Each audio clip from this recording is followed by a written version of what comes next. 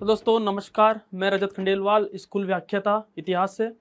दोस्तों अपन ने एक वीडियो डाली थी कल प्रथम प्रश्न पत्र की, उसकी समग्र रणनीति की मैंने एक वीडियो उसमें डाल दी थी। अब बात करेंगे इसके अंदर कि इतिहास के बारे में कि 15 जो क्वेश्चन है, प्रथम प्रश्न पत्र है उसके अंदर जो 15 क्वेश्चन है उसका आज अपन सिलेबस पर चर्चा करेंगे कि किस में से क्वेश्चन ज़्यादा बनते हैं और किस किस पार्ट में से क्या क्या बनते हैं। जैसे एंशिएंट है, मिडाइवल है, मॉडर्न है, ठीक है, और राजस्थान, ये 4 पोर्शन प्रथम प्रश्न पत्र के अंदर रहते हैं। तो दोस्तों स्टार्ट करते हैं आज सिलेबस पर चर्चा, ठीक है। तो सबसे पहले दोस्तों अपन देखेंगे स्कूल व्याख्याता प्रथम प्रश्न पत्र, और टोटल इतिहास के अंदर अपन देखते हैं तो 15 क्वेश्चन अपने अंदर इतिहास के अंदर आते हैं। और कितने अंक के रहते हैं? ये 30 अंक के ये रहते हैं। दोस्तों जो पहला टॉपिक होगा वो है गुप्त काल में साहित्य, कला व स्थापत्य का विकास। यानी अपन इसके अंदर इसकी जो कल्चर एक्टिविटी है उस पर अपन जो है वो बात करेंगे। और दोस्तों ध्यान रखना, जो गुप्त काल है इसके अंदर से साहित्य से एक क्वेश्चन हमेशा क्वेश्चन पूछता ही है। यानी जो गुप्त काल है उसमें से एक क्वेश्चन तो फिक्स पूछता ही है। सेकंड टॉपिक है मुगल काल में साहित्य, कला व स्थापत्य का विकास।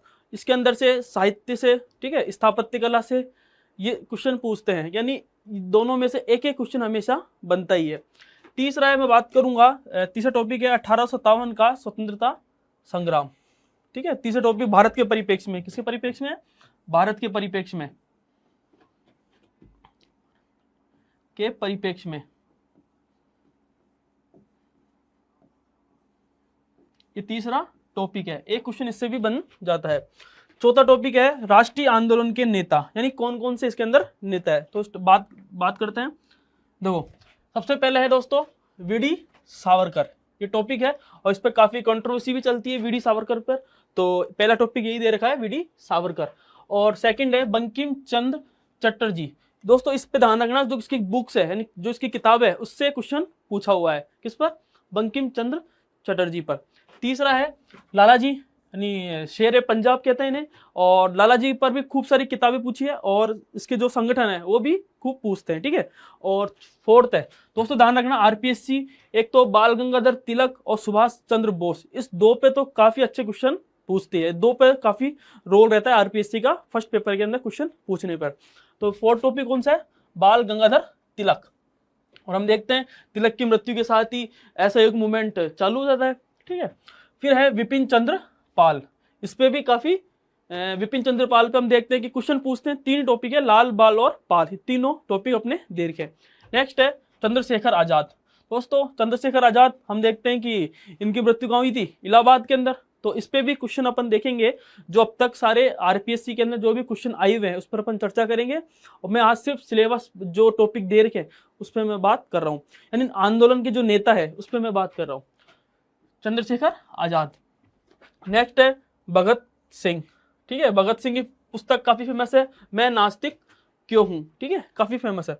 सुखदेव, इस पर है रासबिहारी बोस, ठीक है, और सुभाष चंद्र बोस।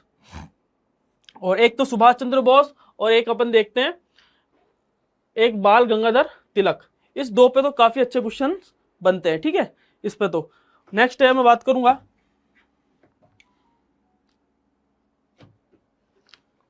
पांचवा है राष्ट्रीय आंदोलन।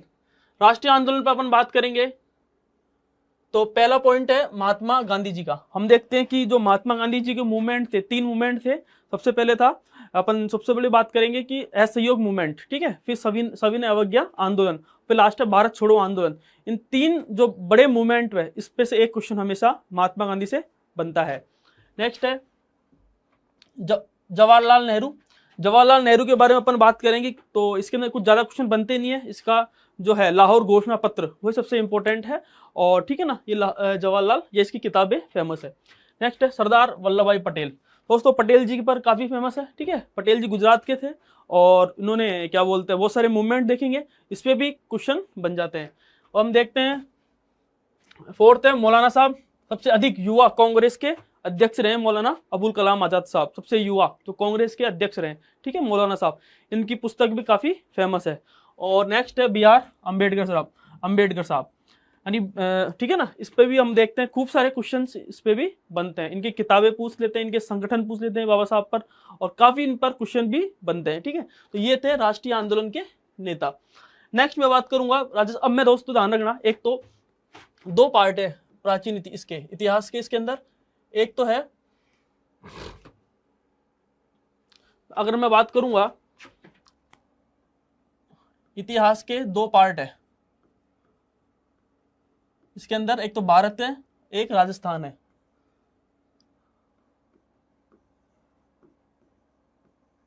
भारत है, एक राजस्थान है।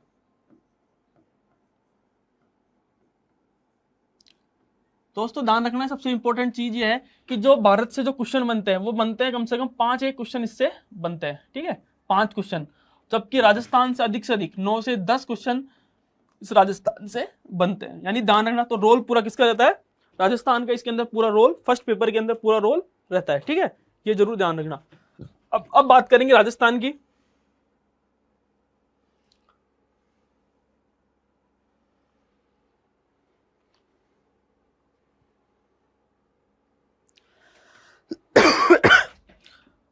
राजस्थान की प्राचीन सभ्यता। तो दोस्तों पहला टॉपिक है, अपन पढ़ेंगे कालीबंगा के बारे में, गणेश्वर,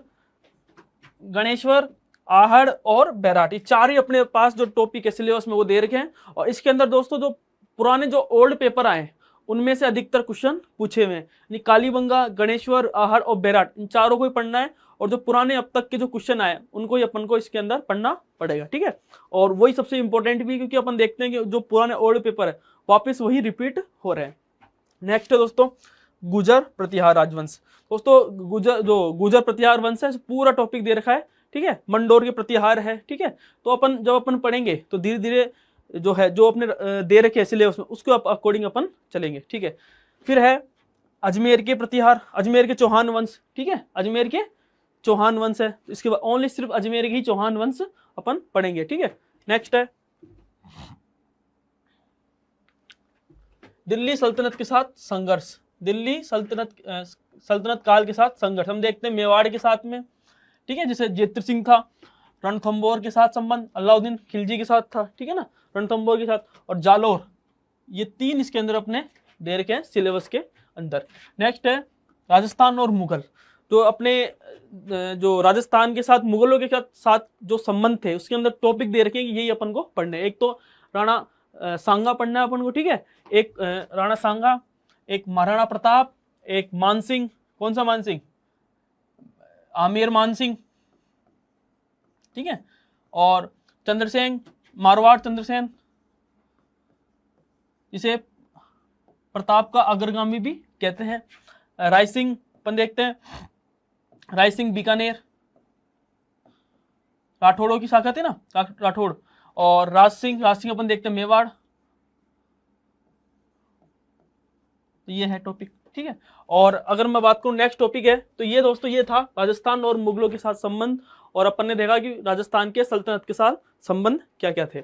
अब दोस्तों बात करेंगे मॉडर्न राजस्थान की, और इसके अंदर अपन देखेंगे कि कौन कौन से टॉपिक अपने दे रखे हैं, तो अच्छे से पढ़ेंगे इसको पुराने ऑब्जेक्टिव के साथ में। तो 11 पॉइंट है 1857 की क्रांति व राजनीतिक जागृति, ये है, ठीक है ना, 1857 की क्रांति, खूब सारे युद्ध हम देखते हैं, ठीक है, बिठोड़ा का युद्ध, चेलावास का युद्ध, ठीक है, और आहुआ का युद्ध, ठीक है, ठाकुर कुशाल सिंह चंपावत, इसमें अपन देखते हैं, ठीक है। तो अलग अलग विद्रोह हुए, जयपुर में हुआ, ठीक है, और टोंक, तो तमाम विद्रोह के बारे में अपन, धौलपुर हुआ, ठीक है, तो अपन तमाम जितने विद्रोह हुए सारे इसमें अपन पढ़ लेते हैं 1857 क्रांति के अंदर। नेक्स्ट है प्रजामंडल आंदोलन, हम देखते हैं कि उत्तरदायी शासन की स्थापना करने के लिए प्रजामंडल आंदोलन, जो प्रजामंडल उसकी स्थापना की गई थी, सबसे पहले जयपुर से शुरुआत हुई, ठीक है। तो धीरे धीरे अपन सारे जितने प्रजामंडल उनका सन, और साथ में उसके जो संस्थापक सदस्य थे उन्होंने किसने जो अपने अपने प्रजामंडल है उसकी स्थापना करी, तो वो पूरा अपन ढंग से इसके अंदर देखेंगे प्रजामंडल आंदोलन के अंदर। फिर नेक्स्ट है अपन देखेंगे किसान व जनजातीय आंदोलन, किसान में हम देखते हैं कि बिजोलिया, बेंगू, ठीक है, ये तमाम जितने भी किसान आंदोलन हुए वो देखेंगे, शेखावटी वाले शेखावटी किसान आंदोलन, ठीक है। फिर हम देखते हैं जनजातीय आंदोलन पढ़ेंगे कि जनजाति में कौन कौन से, मोतीलाल तेजावत का एक आंदोलन, ठीक है, तो मीणा जनजातीय आंदोलन, ये सब जितने भी जनजातीय आंदोलन है उसके अंदर अपन देखेंगे। तो ये सिलेबस था जो मैं आपको बता रहा हूँ कि फर्स्ट ग्रेड फर्स्ट पेपर के अंदर, ठीक है। नेक्स्ट है अब राजस्थान का एकीकरण इंटीग्रेशन ऑफ राजस्थान, इसके बारे में अपन देखेंगे। अब दोस्तों यहां से कल्चर स्टार्ट होती है, संस्कृति क्या स्टार्ट होती है, कल्चर, राजस्थान की कल्चर।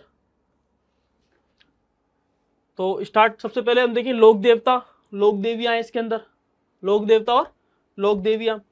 फिर देखते हैं अपन की राजस्थान के संत, जितने भी संत हुए, धन्ना, ठीक है, और पीपा, तो इसके बारे में पढ़ेंगे।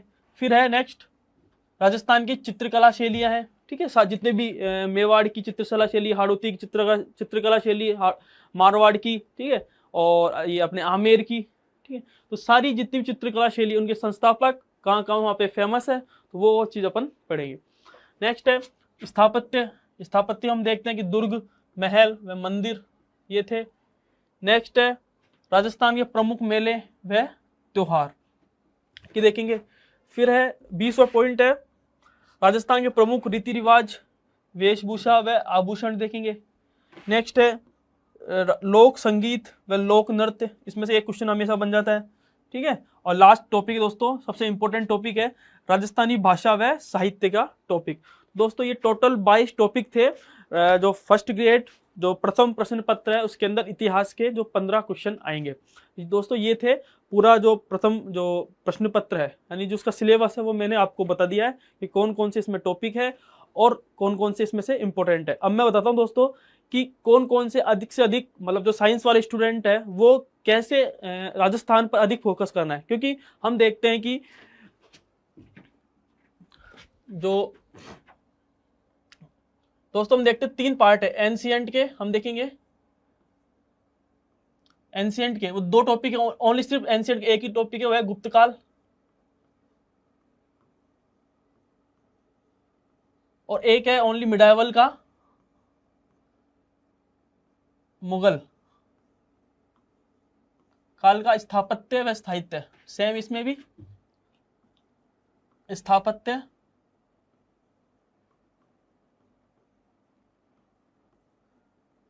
व साहित्य।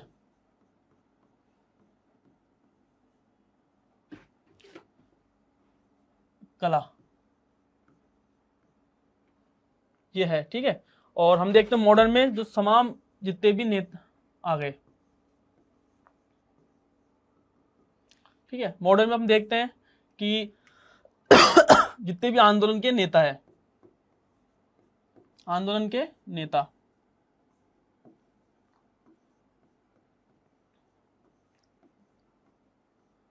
तो ये आता था। दोस्तों एक टॉपिक छूट गया था, मैंने भूल गया हूं, 1 मिनट। हाँ दोस्तों एक टॉपिक और था, 5वां टॉपिक, जिसमें अपन देखते हैं सामाजिक धार्मिक आंदोलन, सामाजिक या धार्मिक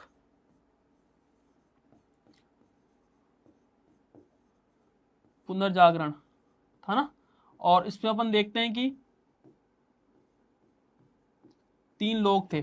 एक तो सबसे पहले थे राजा राम मोहन राय, राजा राम मोहन राय, और जो राजा की उपाधि किसने दी थी, अकबर सेकंड ने। फिर सेकंड है हम देखते हैं विवेकानंद जी,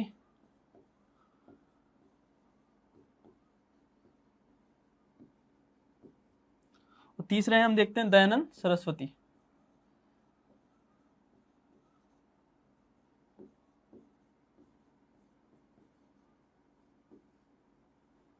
तो ये थे 3 टॉपिक जो मैं छूट गया था और मेरे ध्यान में नहीं आए, ठीक है। ये थोड़ा सा मैं हो गया था।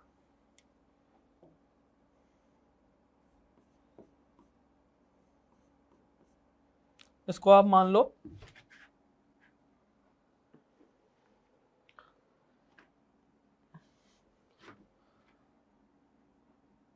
22वां पॉइंट मान लो आप, ठीक है, क्योंकि ये पॉइंट छूट गया था।